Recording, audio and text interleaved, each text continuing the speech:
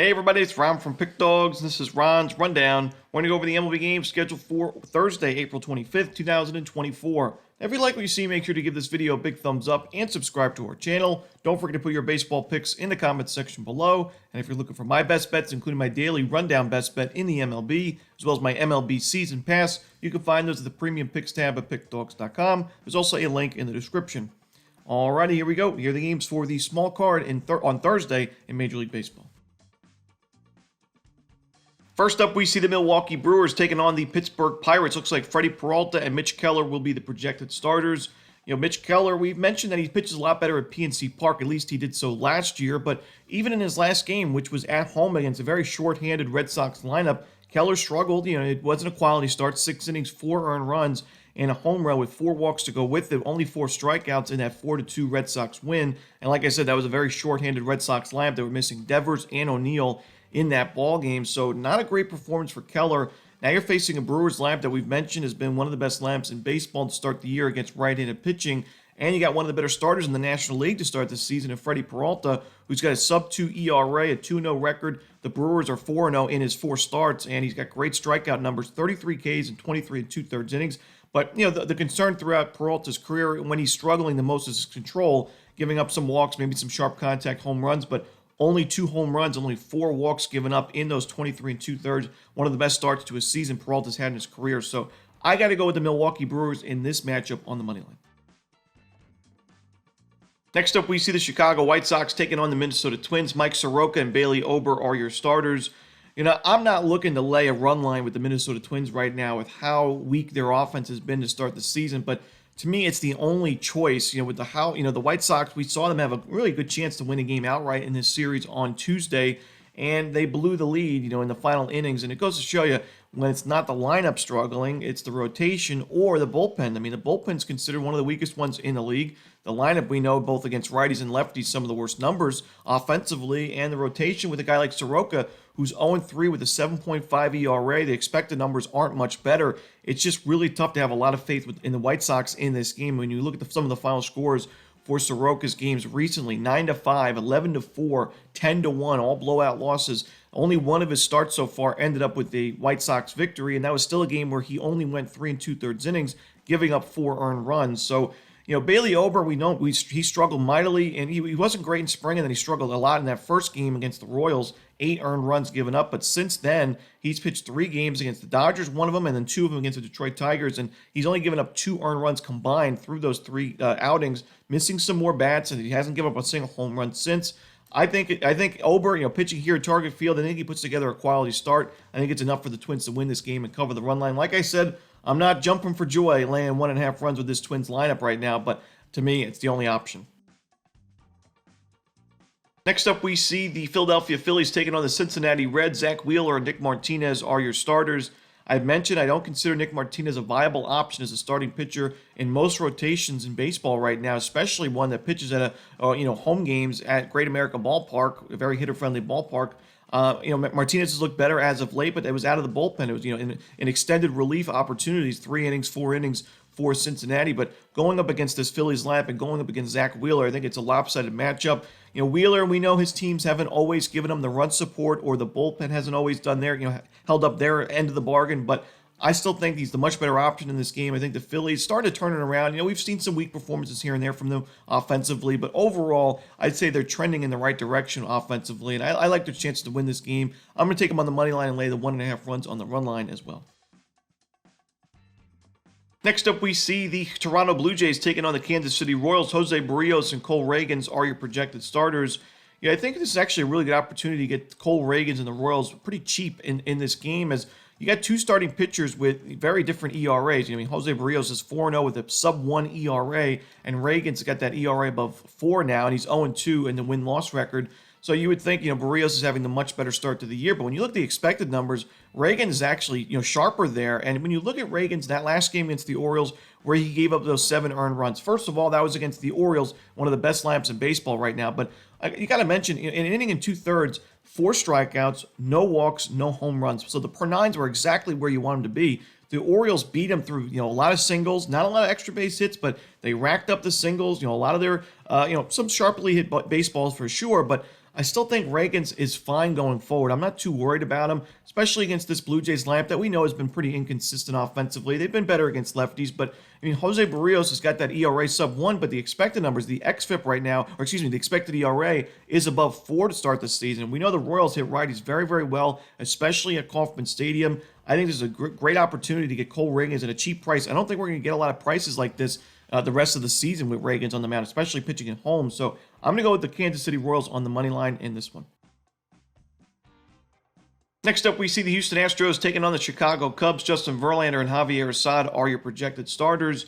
Verlander, while he pitched well enough to get a quality start, a win, the Astros won that game 5-3 over the Nationals in his regular season debut, I wasn't all the way impressed with him in that game. He only had 4 strikeouts in 6 innings. You would like to see a guy like Verlander rack up the strikeouts a little bit more. He also gave up a home run in that game, and we know he struggled mightily in those rehab starts in the minor leagues, both at both levels, AA and AAA.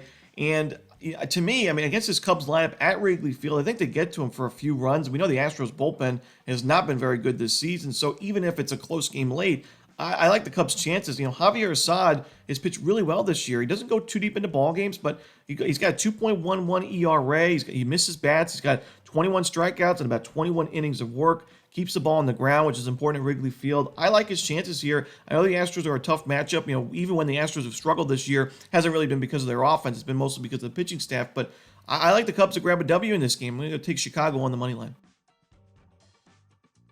Next up, we see the Seattle Mariners taking on the Texas Rangers. Luis Castillo and Andrew Heaney are the projected starters.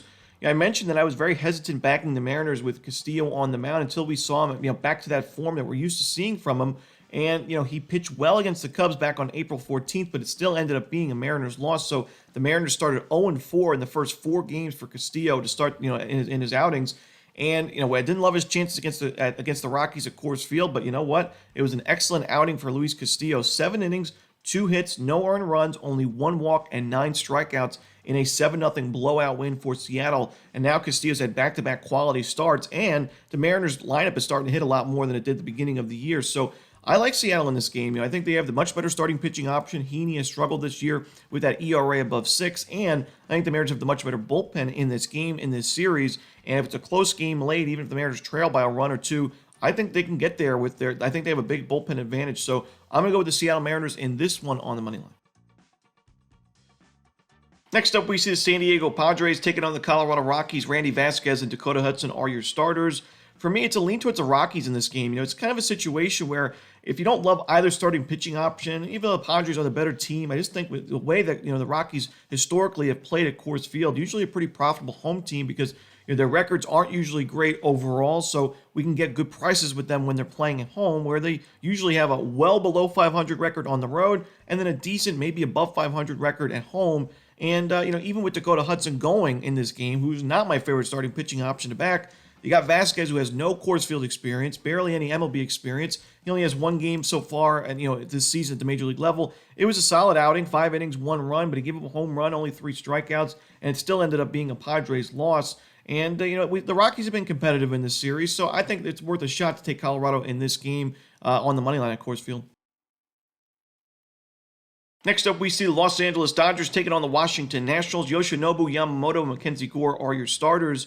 It's pretty telling that the Nationals have been one of the more profitable teams in baseball this year, money line wise, despite still having a losing record. This team is catching a lot of plus money prices early this year because they're playing some tough teams like the Dodgers. The second series between these two, and actually they're holding their own at least. And Mackenzie Gore, his last game was not his best, that's for sure. Against the Astros, he labored through those 4 innings, giving up 3 runs, and it was still a loss for the Washington Nationals in the end, but it was still a competitive game. Gore at least gave the Nationals a chance to come back in that game. It was a 2-run ball game in the 5th inning or so. So the Nationals had a chance there. I think as long as Mackenzie Gore can give them 5 to 6 decent innings, maybe not even a quality start, but 5 to 6 decent innings in this game, the Nationals bats could be able to back him up. Yamamoto the Dodgers are 1-4 in his first 5 starts. He's got an ERA of 4.5. He has not been exactly what the Dodgers expected from him to start the season. He gave up 3 home runs his last 2 starts combined. Both of those games were losses against the Mets and the Padres. And the Nationals have top 5 numbers OPS-wise against righties, top 10 in isolated power, very low strikeout rate. They've been very strong against right-handed pitching, and while their bullpen struggled in the first game of the series, it's actually been a decent bullpen overall this season. So I think the values with the Nationals in this game, I'm going to take them on the money line at home. Next up, we see the Oakland Athletics taking on the New York Yankees. We're going to see Nestor Cortez and Alex Wood as the projected starters. A pair of lefties on the mound in this one. The last time there was a pair of southpaws on the mound in this series, it was the first game of the series, J.P. Sears and Carlos Rodon. And that was a game where we took the Oakland A's on the money line and the run line plus the 1.5 runs. They won the game outright for us 2-0. They were getting like plus 215 on the money line. And I think it's a situation here where it's worth another shot. Oakland's bullpen's been decent in this series and overall this season. And Alex Wood, while he's got that ERA above 7, he's facing a Yankees team that's just not hit lefties very well this year. And you know what? At least Alex Wood's coming off a decent outing in his last game against the Guardians. And overall, I mean, the A's are 2-1 in his last 3 starts. And I think he'll keep the team in the ball game, overall, similar to what we just talked about with Mackenzie Gore. Nestor Cortez has pitched really well, especially in his last few starts, but the Oakland A's have good power numbers against lefties. We saw Cortez give up 2 home runs in a game on April 14th to the Guardians. He's susceptible to the home run ball, and I think if the A's can find a couple of solo home runs early in this game, they have a good shot at winning it outright, especially if this is a close game late. When you look at the expected numbers in the bullpen, the A's actually have the better expected numbers, even though the Yankees' ERA is solid.